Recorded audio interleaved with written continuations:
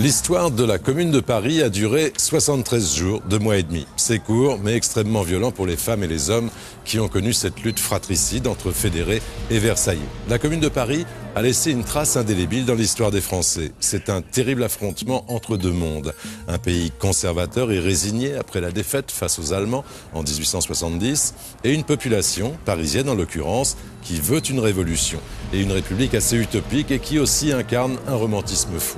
Il faut comprendre le contexte. Napoléon III a été fait prisonnier par les Prussiens, à qui il a déclaré la guerre, à Sedan le 2 septembre 1870. Paris est assiégé. Un siège terrible dans cet hiver particulièrement rigoureux. Souvenez-vous, on va même manger les animaux du zoo. Gambetta quitte Paris en ballon pour rejoindre Tours et tenter de rallier une armée pour se battre en vain. Thiers choisit donc la capitulation. Une capitulation humiliante qui va coûter à la France l'Alsace et la Lorraine. Non, les Parisiens, exaltés par d'ardents révolutionnaires, ne vont pas accepter la fatalité dictée par les Versaillais. La ville s'insurge et prend les armes. On appelle ça une guerre civile. Elle sera courte, on l'a dit, et terrible. Officiellement, 17 000 morts dans les rangs communards, sûrement beaucoup plus, sans compter les milliers de déportés en Nouvelle-Calédonie. La répression a eu la main lourde et le cœur impitoyable.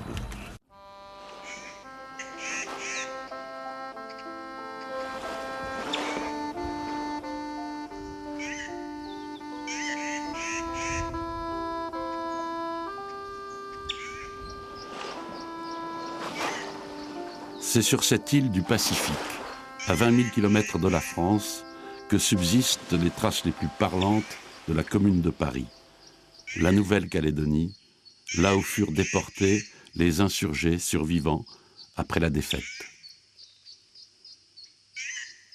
Ils étaient typographes, maçons montés du Limousin, journalistes ou forgerons, tanneurs ou teinturiers, ouvriers, ébénistes, charpentiers, mécaniciens, comptables, soldats fédérés dans la garde nationale, tous condamnés pour avoir rejoint, après la capitulation française face à la Prusse, en 1871, la cause de la Commune. De leur passage ici, sur l'île des Pins, ne restent que les vestiges de quelques bâtiments et ouvrages d'art, les ponts, la route, le château d'eau, la prison.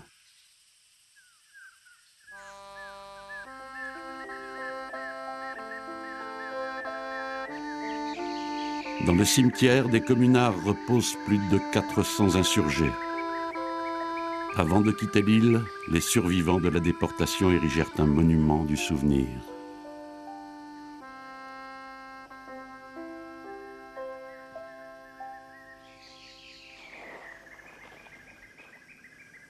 Prisonnière elle aussi en Nouvelle-Calédonie, l'institutrice Louise Michel sera la dernière à rejoindre la France, après l'amnistie de 1880.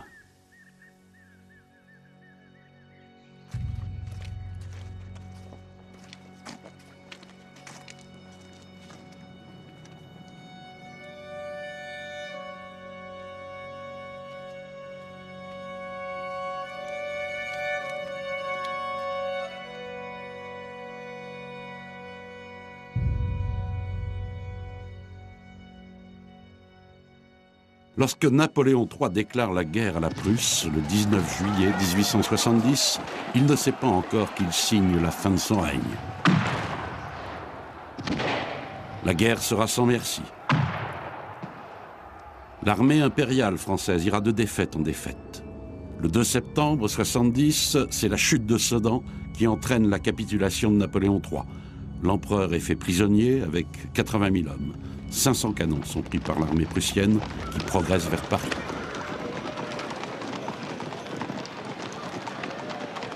À l'annonce de la défaite de Sedan, le peuple de Paris manifeste devant le Palais Bourbon. La déchéance du Second Empire est acclamée. Vive la République! Vive la République! Chantons la liberté, défendons la cité. Marchons, marchons, marchons, marchons sans souverain. Le peuple aura du pain. À l'hôtel de ville, Jules Favre proclame la République. Un gouvernement de la défense nationale est constitué sous la présidence du général Trochu. Mais les événements vont s'accélérer car les Prussiens sont aux portes de la capitale. Le 19 septembre commence le siège de Paris. Il allait durer 138 jours.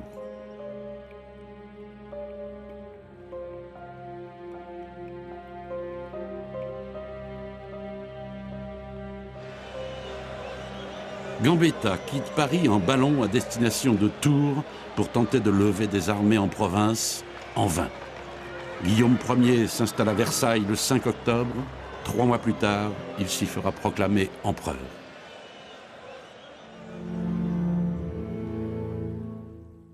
Le siège de Paris va être cruel pour les habitants de la capitale.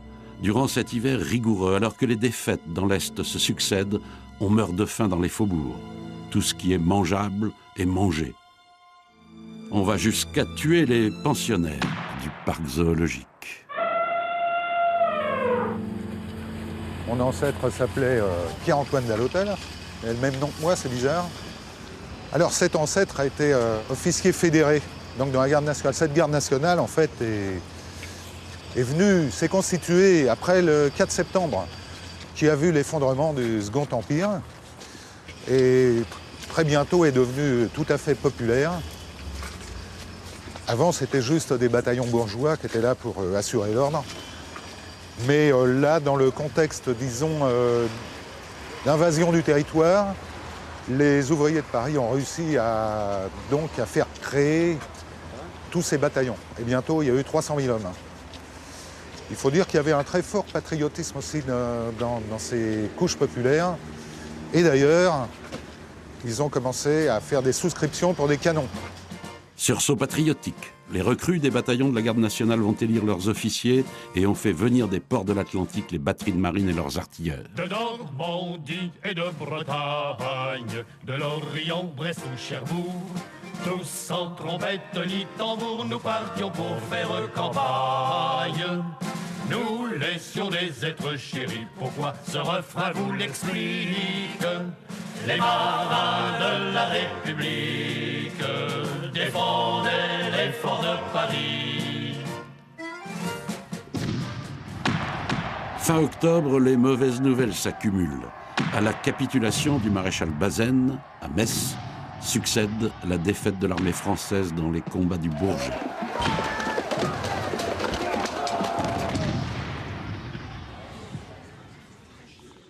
Le 31 octobre, un mouvement insurrectionnel éclate dans plusieurs villes du Midi et à Paris. Des bataillons bellevillois, conduits par Gustave Flourens, s'emparent momentanément de l'hôtel de ville. En novembre et décembre, plusieurs tentatives de sortie pour briser le siège de la capitale se solderont par des milliers de morts. Il en sera de même le 10 janvier pour la sortie de Buzenval. Ce sont les gardes nationaux qui constituent l'essentiel des forces. Et malgré les premiers succès de l'offensive, les généraux ordonnent la retraite. L'exaspération face à la conduite de la guerre atteint son paroxysme.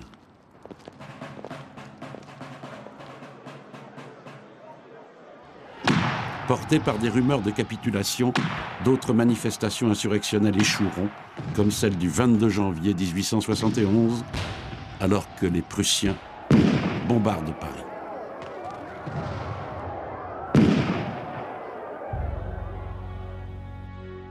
Enfin, le 26 janvier, l'armistice est signé à Versailles.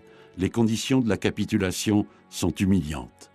Bismarck exige des dommages de guerre, 5 milliards francs or, la cession de l'Alsace-Lorraine et l'organisation d'élections législatives qui auront lieu le 8 février.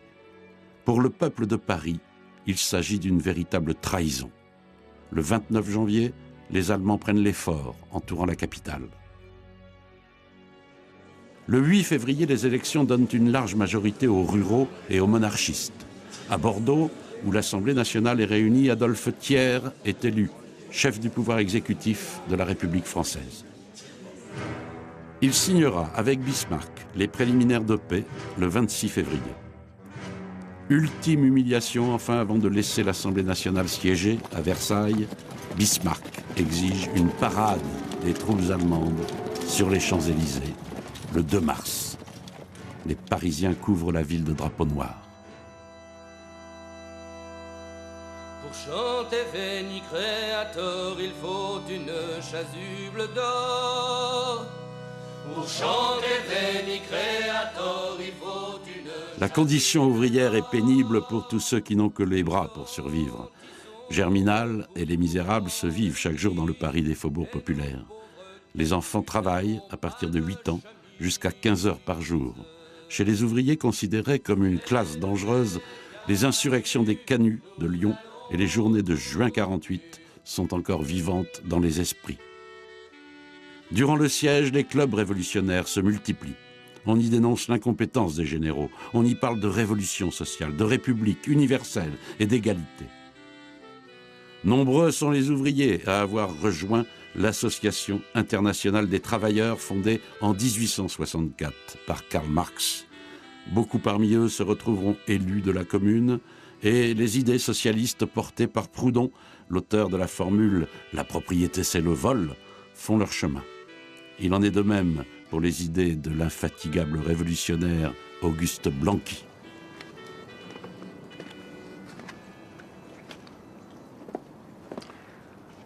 Voilà notre ami Blanqui.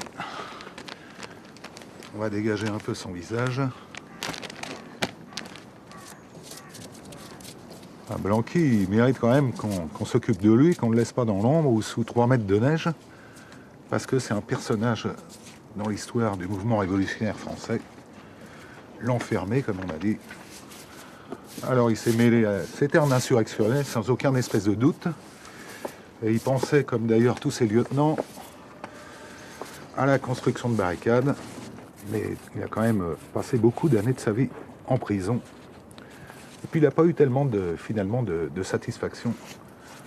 Plus de souffrance pour la cause du peuple que de plaisir. À la veille du 18 mars, Thiers fait emprisonner Blanqui. Il placarde dans tout Paris une déclaration.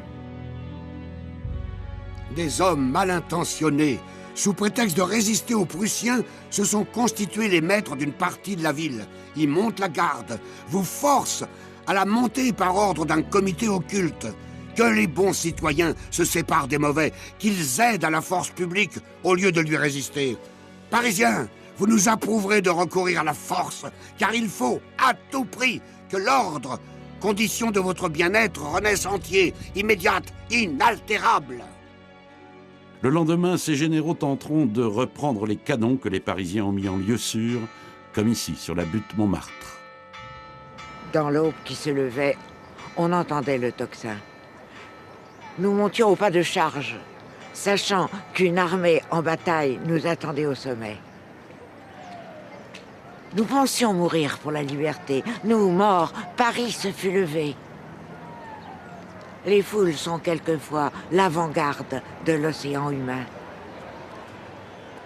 Toutes les femmes étaient là, montées en même temps que nous, je ne sais comment. Entre nous et l'armée, les femmes se jettent sur les canons, les mitrailleuses.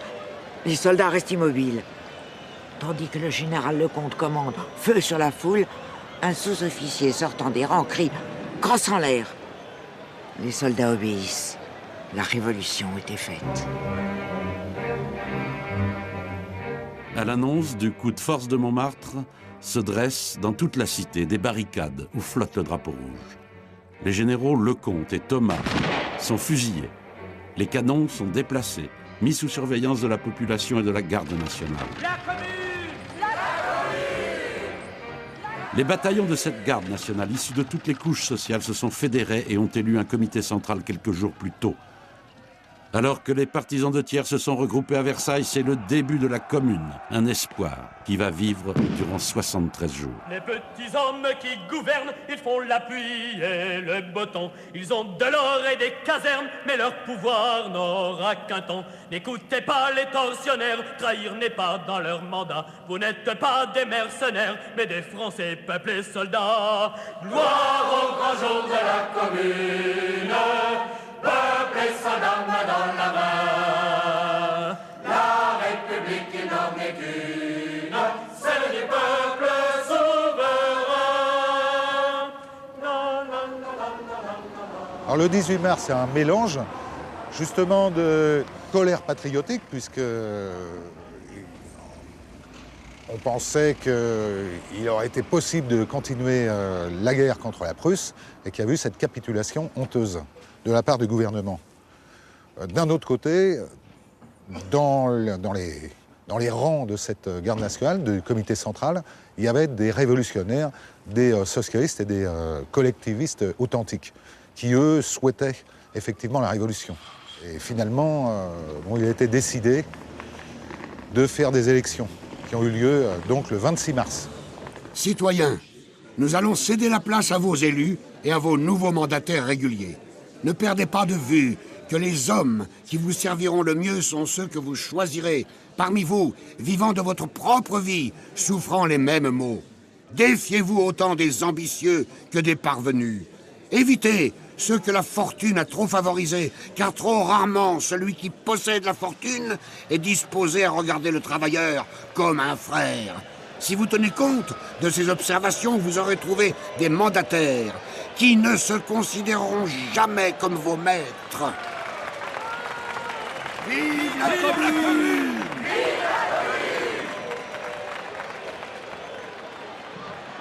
Le 28 mars, la proclamation de la commune fut splendide. Les baïonnettes s'inclinaient devant les drapeaux rouges qui, par faisceaux, entouraient le buste de la République. Tout fut grandiose dans ce prologue de la commune, dont l'apothéose devait être la mort. Pas de discours, un immense cri, un seul.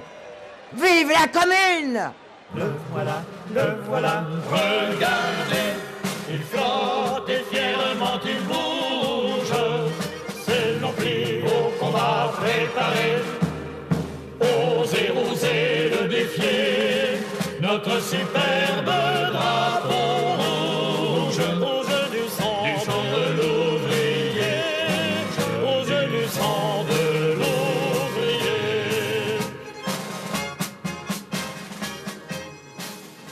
Les hommes que les électeurs parisiens enverront siéger à la commune sont d'une grande diversité professionnelle.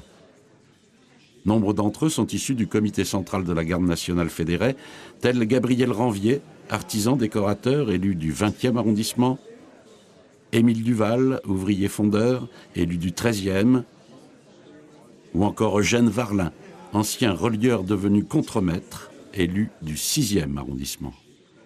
Les premiers décrets donnent le ton, remise totale des loyers, moratoire des échéances commerciales, suivront l'abolition des privilèges des officiers publics et la gratuité des actes administratifs.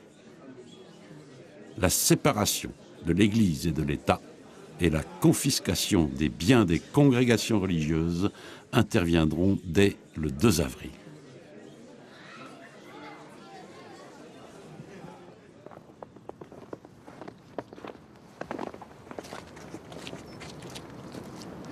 Là, on est devant la rangée des communards et des socialistes. Il y a tout un tas de gens célèbres. Ah bah tiens, voilà justement Benoît Malon.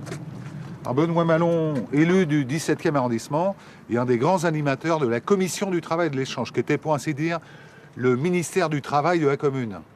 C'est la seule commission qui a fait réellement quelque chose de socialiste sous la commune, parce qu'ils ont essayé de mettre en œuvre le décret du 16 avril qui prévoyait la confiscation des ateliers abandonnés par les patrons pour les remettre aux chambres syndicales, c'est-à-dire aux travailleurs. Pendant qu'à l'hôtel de ville, la commune vote ses premières décisions, à Versailles, Thiers reconstitue une armée avec la complicité des Prussiens qui libèrent les prisonniers français. Parmi les chefs militaires de la commune, Duval, Eudes et Flourens décident alors une sortie pour briser l'armée de Versailles. Mais sans préparation suffisante, ni la confidentialité nécessaire. Par la suite, certains ont voulu sortir, effectivement, pour aller à Versailles essayer de disperser l'armée qui se reconstituait là-bas. Mais il était peut-être un peu tard et c'est ce qu'on a appelé la sortie d'avril. Donc, dans un parfait désordre, la garde nationale est sortie en plusieurs colonnes pour se diriger vers Versailles. Et là, malheureusement, on n'a pas pu faire véritablement front aux soldats de l'armée régulière. Duval s'est fait prendre au plateau de Châtillon et fusillé sur l'ordre du général Vinoy. L'autre chef aimé du peuple, Gustave Flourens, s'est fait prendre à Châteauroux. Et il a été assassiné.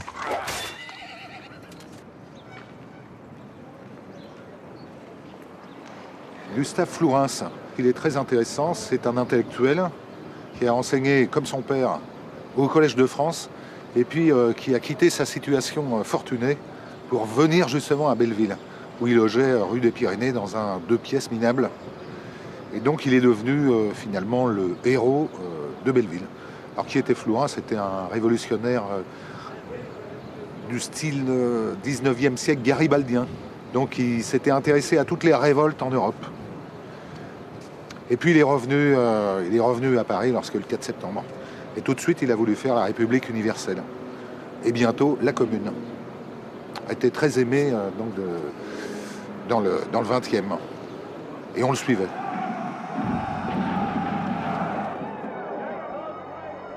La sortie des 2 et 3 avril est donc un échec sanglant. Versailles, en l'occurrence le marquis de Gallifet, fusillera les prisonniers fédérés. La Commune répondra aussitôt par un décret sur les otages qu'elle détient. Considérant que le gouvernement de Versailles foule ouvertement aux pieds les droits de l'humanité comme ceux de la guerre, qu'il s'est rendu coupable d'horreurs dont ne se sont même pas souillés les envahisseurs du sol français, la Commune de Paris décrète toute exécution d'un prisonnier ou d'un partisan du gouvernement régulier de la Commune de Paris sera sur le champ, suivie de l'exécution d'un nombre triple des otages retenus.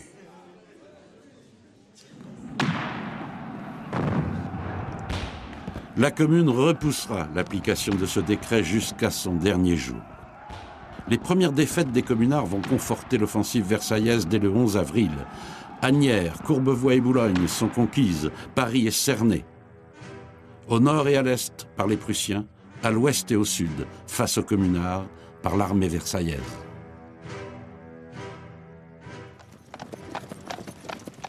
Dans Paris assiégé, la vie s'organise.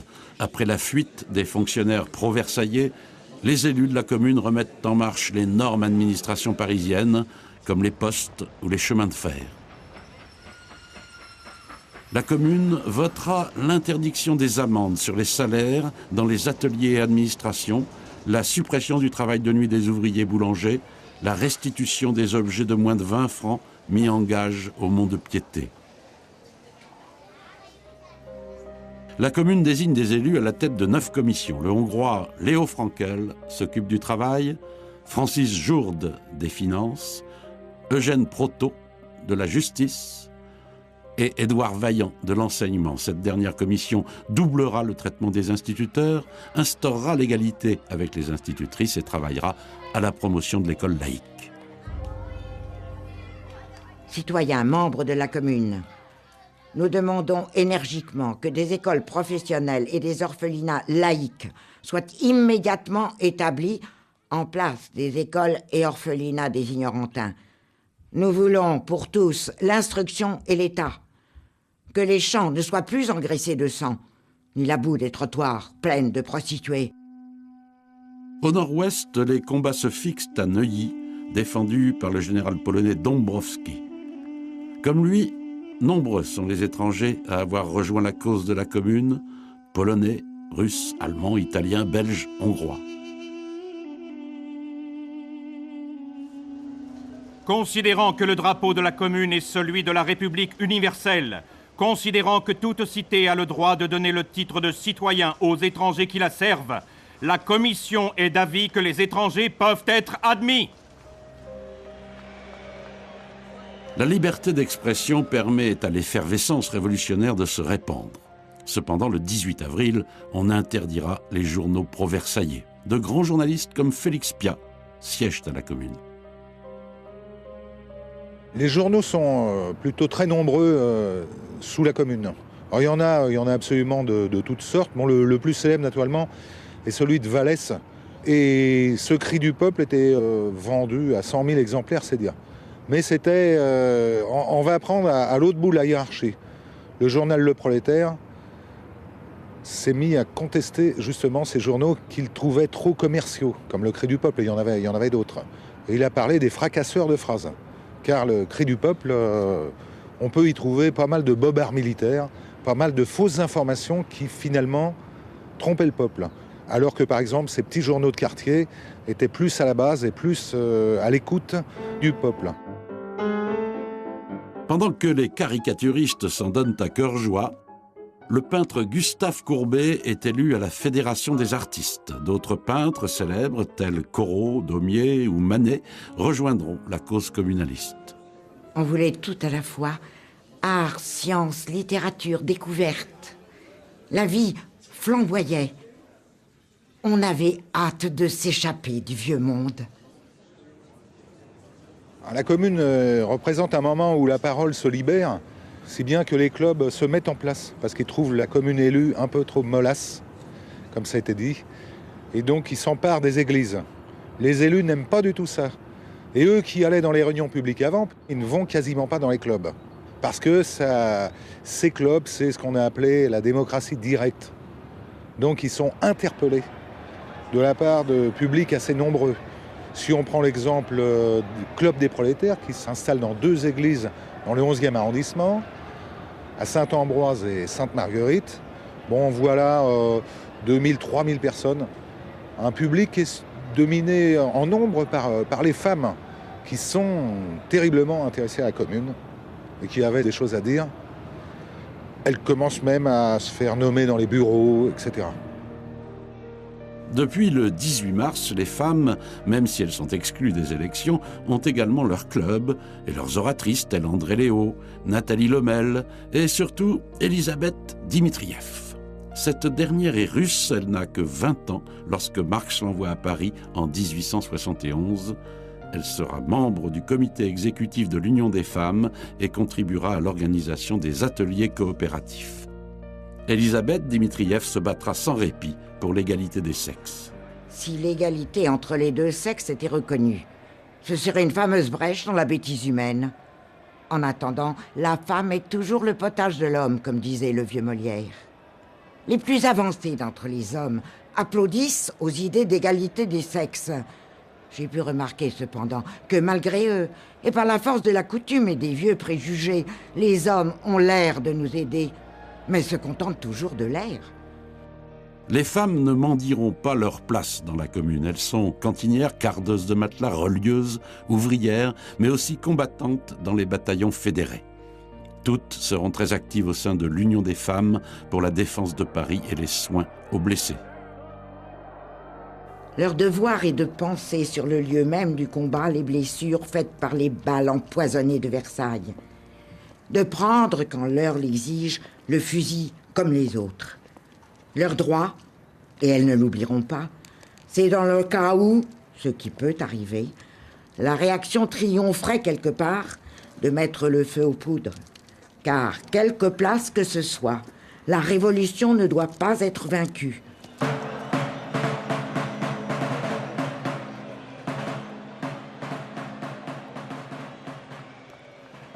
Alors que les combats font rage autour de la capitale, les francs-maçons tenteront une première conciliation entre Paris et Versailles le 21 avril, échec. Devant l'intransigeance de Thiers, les loges vont rejoindre massivement la commune 10 jours plus tard, où nombre de leurs frères sont déjà engagés, tels Simon Meyer ou Gabriel Ranvier. Ranvier, on l'appelle toujours le maire du 20e, parce que sous le siège, bon, il avait été donc élu, mais plus ou moins invalidé. C'était un porcelainier, hein. Donc, où il était ouvrier en porcelaine ou petit patron, enfin petit entrepreneur. Donc on lui a créé les pierres enduits. Donc le 26 mars, il est également élu. Alors l'intérêt de Ranvier, c'est on dit qu'il est blanquiste. C'était surtout un militant révolutionnaire qui organisait les manifestations pour la paix, juste avant la guerre contre la Prusse. Il est franc-maçon, ce qui n'est pas rien, puisqu'il y avait une franc-maçonnerie assez importante dans Paris. Et on sait que dans les élus de la commune, il y en avait une vingtaine. Il fait partie des organisateurs de la fameuse manifestation du 29 avril, qui va du centre de Paris jusqu'au rempart. Il était dit que si une seule balle touchait les bannières, tout le monde irait au combat.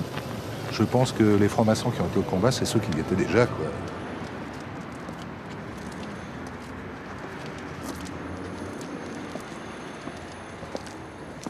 Fin avril, les délégués de province acquis à la commune expliquent l'incompréhension des ruraux sur les événements parisiens. Alors, la commune, sous la plume d'André Léo, adresse un manifeste aux paysans de France. Frère, on te trompe. Nos intérêts sont les mêmes.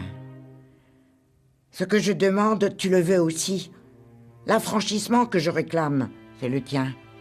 Voilà près d'un siècle, paysans, pauvres, journaliers, qu'on te répète que la propriété est le fruit sacré du travail et tu le crois. Tous les jours se sont passés la bêche ou la faucille à la main de l'aube jusqu'à la nuit. Et tu n'es pas riche cependant. Et tu n'as même pas un morceau de pain pour ta vieillesse. Cela n'est pas juste. Et voilà pourquoi Paris s'agite, réclame, se soulève et veut changer les lois qui donnent tout pouvoir aux riches sur les pauvres. Ce que Paris veut, en fin de compte, c'est la terre aux paysans, l'outil à l'ouvrier, le travail pour tous.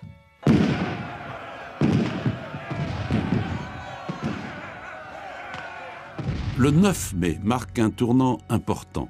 Après 2 semaines de combats acharnés, les Versaillais s'emparent du fort d'Issy, puis de celui de Vanves et de leurs canons.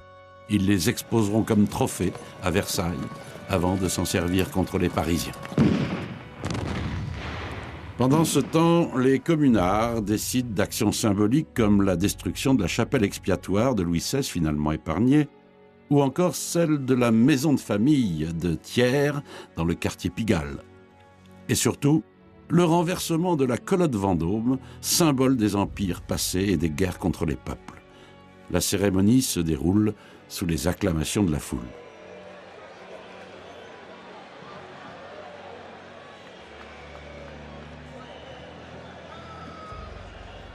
Versailles accusera plus tard le peintre Gustave Courbet d'avoir été à l'origine de cette destruction.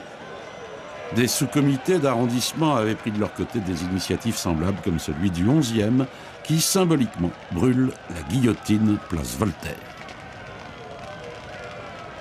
La commune, au début, c'est une révolution. Donc il faut changer le monde, comme on dit. En fait, la commission exécutive qui se met en place est un gouvernement traditionnel, en réalité. Par exemple, la commission des finances est tout à fait respectueuse de la Banque de France. Où d'ailleurs, elle envoie un de ses membres, le doyen de la commune, Charles Bellet, qui était un ancien patron du 11e arrondissement. Et il va protéger la banque des incursions de gardes nationaux fédérés, qui arrivent de temps en temps pour s'en emparer. C'est pareil, il a les mêmes approches en ce qui concerne l'argent, la Banque de France. Ils ne veulent pas toucher à ça. En revanche, la commune va s'affirmer clairement contre l'Église et les caricaturistes de l'époque brocarderont en permanence les ecclésiastiques.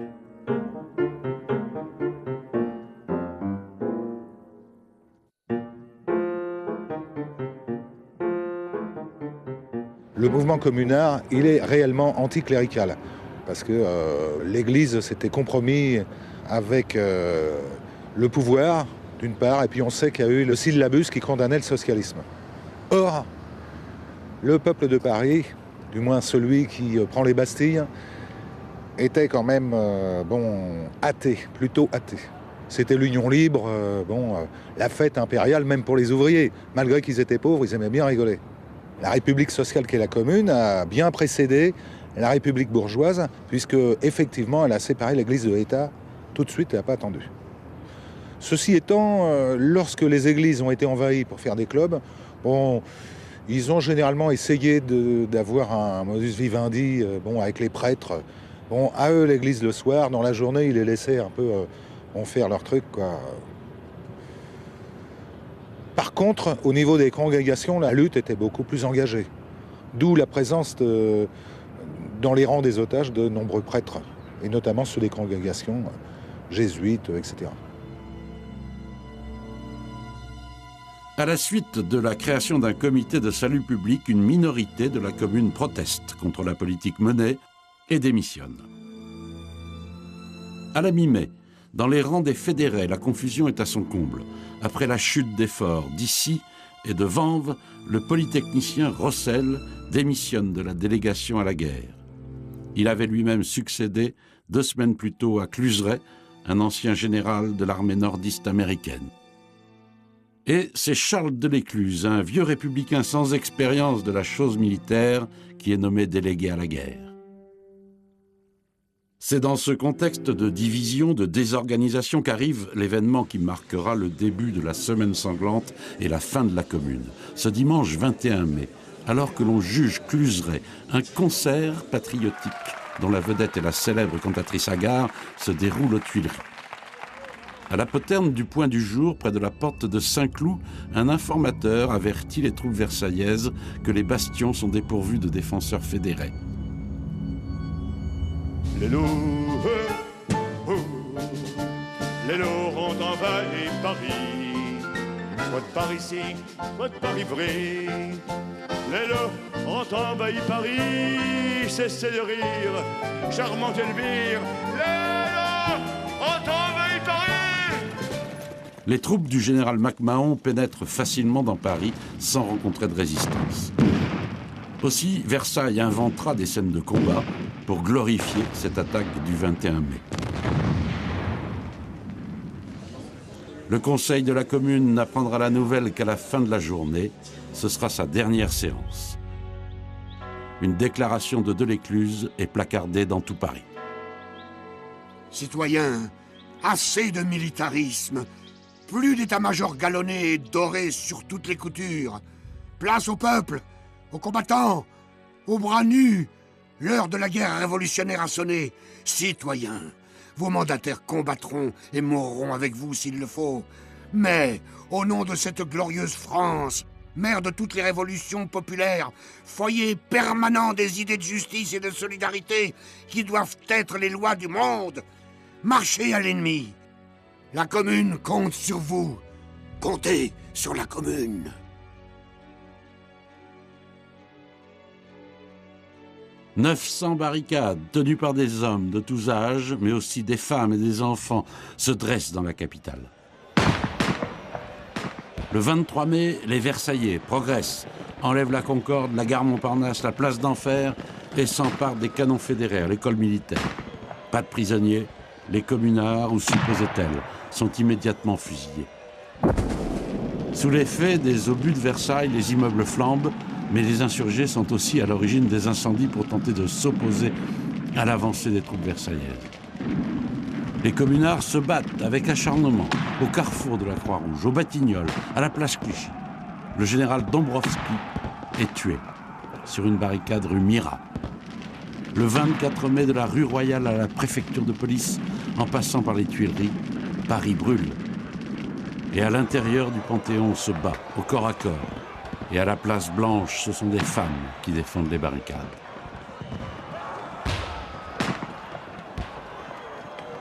Ces femmes étaient cantinières, infirmières, soldats. Plus de 10 000 femmes, au jour de mai, combattirent pour la liberté. Les légendes les plus folles coururent sur les pétroleuses, des incendiaires porteuses de pétrole. Il n'y eut pas de pétroleuses. Je ne vis que moi criant « Le feu ! Le feu !» devant ces monstres de Versaillais. À l'annonce de plusieurs centaines d'exécutions sommaires autour du Panthéon, Ferret signe l'ordre de fusiller 6 otages, dont l'archevêque de Paris, Monseigneur Darbois. En quittant l'hôtel de ville, les communards incendient l'édifice et se réfugient à la mairie du 11e. Pourquoi le 11e? Parce que c'était un arrondissement très très communard. C'est là qu'il y avait la plus grande population et le plus grand nombre de fédérés. Plus qu'à Belleville, qui était quand même beaucoup moins habité. Et puis ensuite, le boulevard Voltaire a tenu quand même 3 jours, contrairement aux espérances d'Haussmann, puisqu'ils avaient fait un boulevard très droit pour pouvoir tirer au canon. Ils n'avaient pas pensé que les révolutionnaires pourraient avoir des canons également. Donc ça a tenu 3 jours. Le 25 mai, à la butte aux Cailles, dans le 13e arrondissement, Wróblewski résistent jusqu'au soir avant de se retirer vers la Bastille. Sur la rive droite, on se bat dans le Marais, aux alentours de la place du Château d'Eau, où dès l'Écluse trouve la mort sur une barricade. Les Versaillais comptent 130 000 hommes, bien équipés face à une dizaine de milliers de combattants de la Commune. Ils enlèvent la ville en 5 jours, par mouvements tournants qui prennent à revers les barricades. Il ne reste aux communards que les buttes Chaumont, Belleville, le Père-Lachaise, dont les canons pilonnent les Versaillais jusqu'à épuisement des munitions. Quoique bien peu nous pensions tenir longtemps, des obus fouillaient le cimetière de plus en plus nombreux. L'un de nous dit que c'était le tir de la butte qui, étant trop court, tombait sur nous au lieu d'aller vers l'ennemi. La plupart des fédérés étaient blessés par la butte. Tous ces braves au cœur tendre que Versailles appelait des bandits.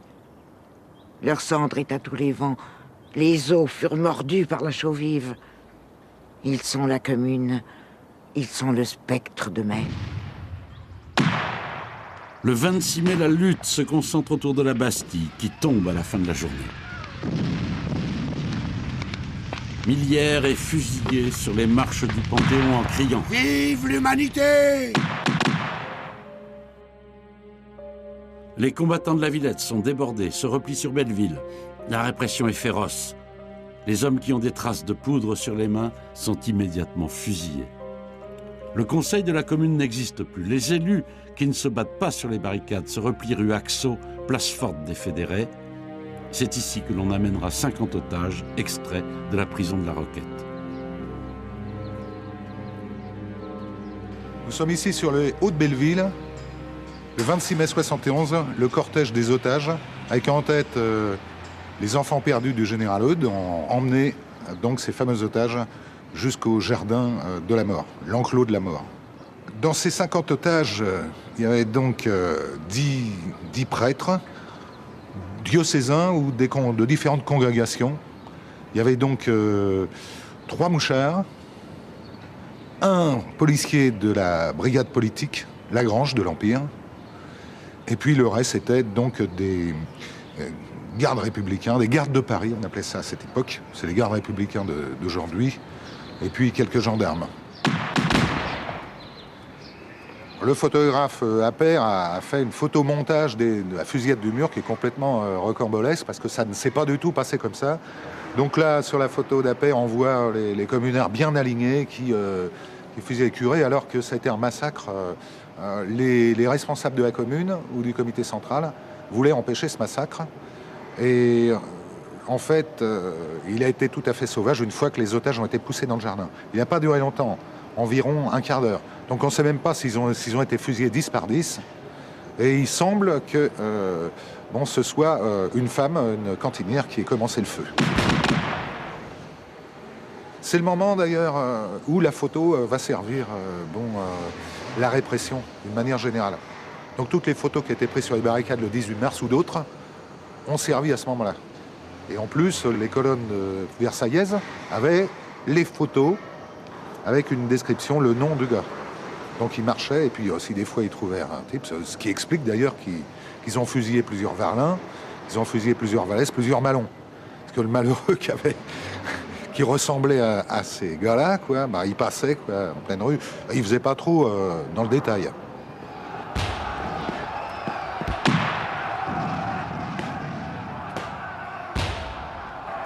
Le 27 mai, Belleville est attaquée de tous côtés et les combats au Père-Lachaise se terminent à l'arme blanche. Plusieurs centaines de prisonniers sont fusillés devant ce qui deviendra le mur des fédérés.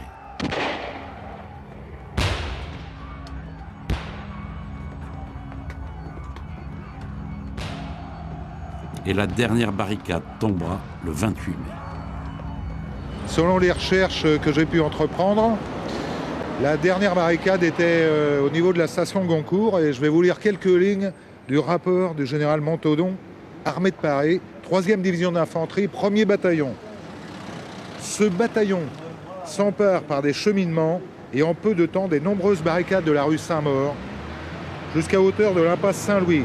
Beaucoup d'insurgés tombent dans les attaques faites à la baïonnette. Un quart d'heure après tombe la grande barricade de la rue du Faubourg du Temple. C'est pour les insurgés le signal de la reddition. Il est 3h de l'après-midi. La guerre civile est terminée. L'insurrection est vaincue.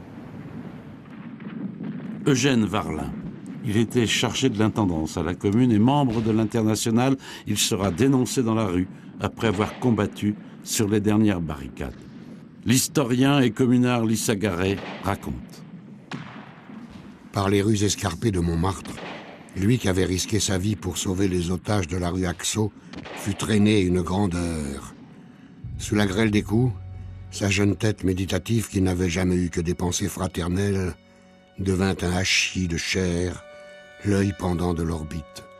Quand il arriva à l'état-major, il ne marchait plus, on le portait. On l'assit pour le fusiller. Les soldats crevèrent son cadavre à coups de crosse. On chassait l'homme jusque dans les catacombes avec des chiens et des flambeaux. Tout était plein de morts. L'odeur de cette immense sépulture sur la ville morte attirait un horrible essaim de mouches de charnier. Les vainqueurs, craignant la peste, suspendirent les exécutions. Il y avait sur Paris un dôme de fumée. Le vent apportait comme un vol de papillons noirs des fragments de papier brûlé. Versailles étendit sur Paris un immense linceul rouge de sang.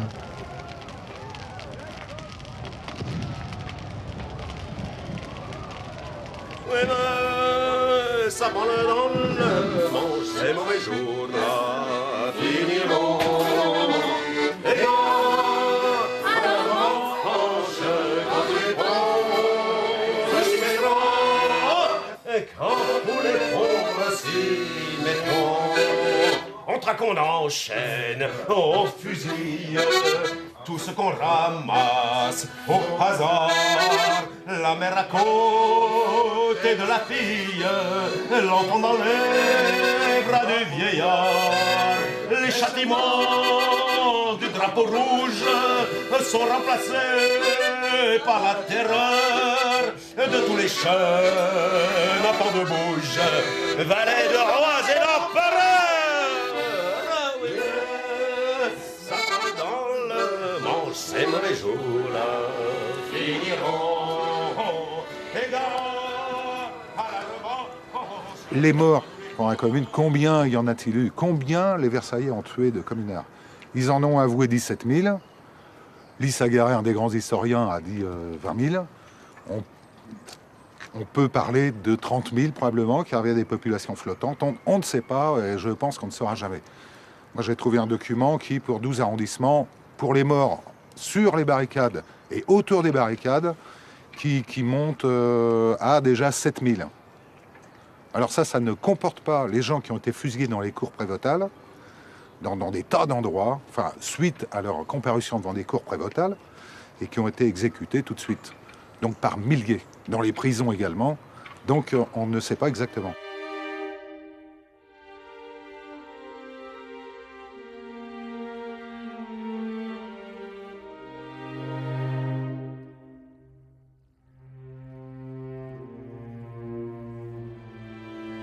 Après la semaine sanglante, 43 000 hommes, femmes, enfants seront faits prisonniers, beaucoup fusillés ou condamnés à la déportation en Nouvelle-Calédonie, une île accessible après 5 mois de navigation terrible. C'est parce que Paris a fait mourir 64 otages qu'ils ont déchaîné Gallifet, ceux-là c'étaient des personnages. Mais les 30 000 damnés dont le ver boit les lèvres closes n'ont droit sous les cieux étonnés qu'aux larmes de l'aube et des roses. Par le sang qui ruisselle et bout, par le vent qui bat notre porte, par tout ce que l'exil emporte. Debout, debout, debout, jurons de venger notre morte. Le traité de Francfort fut signé avec l'Allemagne en mai. Thiers pouvait alors féliciter le général MacMahon au mois de juin. Dans les faubourgs parisiens, des professions entières avaient été décimées par la répression ou l'exil. 6000 communards trouveront refuge en Angleterre, en Belgique, en Suisse, tel le géographe Élisée Reclus ou le compositeur Jean-Baptiste Clément. Paris mettra 20 ans pour reconstituer sa main-d'œuvre qualifiée et le savoir-faire de ses artisans disparus. Les anciens de la commune viendront chaque année au mur des fédérés du Père-Lachaise commémorer les 7 semaines durant lesquelles Paris avait rêvé d'un monde plus juste. Cet événement restera la référence du mouvement ouvrier international.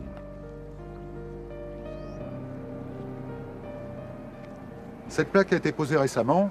La plus ancienne, qui a été posée en 1908, se trouve aux Amis de la Commune, dans le 13e arrondissement.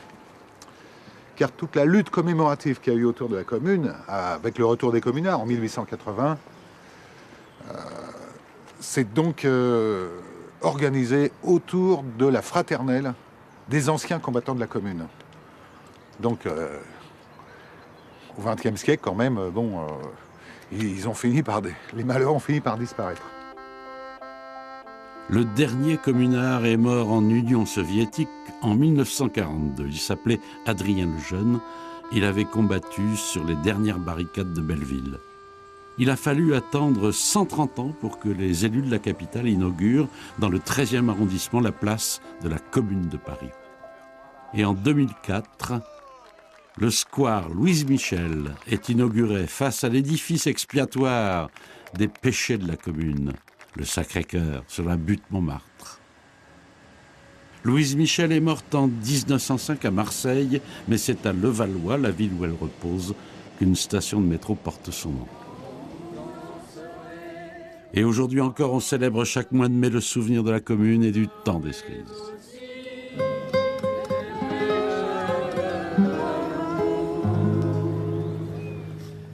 Mais il est bien court le temps des cerises, où l'on s'en va de cueillir en rêvant des pendants d'oreilles. Cerises d'amour aux robes pareilles, tombant sous la feuille en gouttes de sang. Mais il est bien court le temps des cerises, pendant de corail qu'on cueille en rêvant.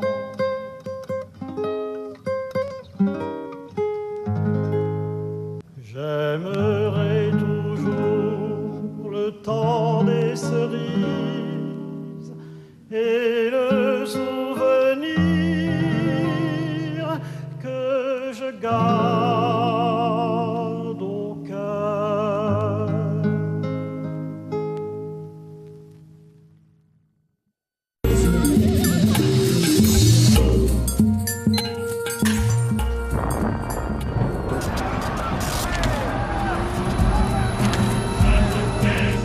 Il y a des gens qui trouvent bien laid le Sacré-Cœur. Hormis le chapitre esthétique, ce sont probablement des Parisiens qui n'ont pas oublié que ce monument a été érigé par les amis de Monsieur Thiers comme symbole expiatoire de la Commune de Paris. Si ce sujet vous intéresse, je vous conseille quelques scènes lecture aux éditions Gallimard de Jean Baronnet, Le regard d'un Parisien sur la Commune, avec des photos inédites de la bibliothèque historique de la ville de Paris. Et puis, incontournable de Louise Michel, Histoire et souvenirs de la Commune aux éditions de la Découverte. Voilà, c'est tout pour aujourd'hui. La semaine prochaine, vous retrouvez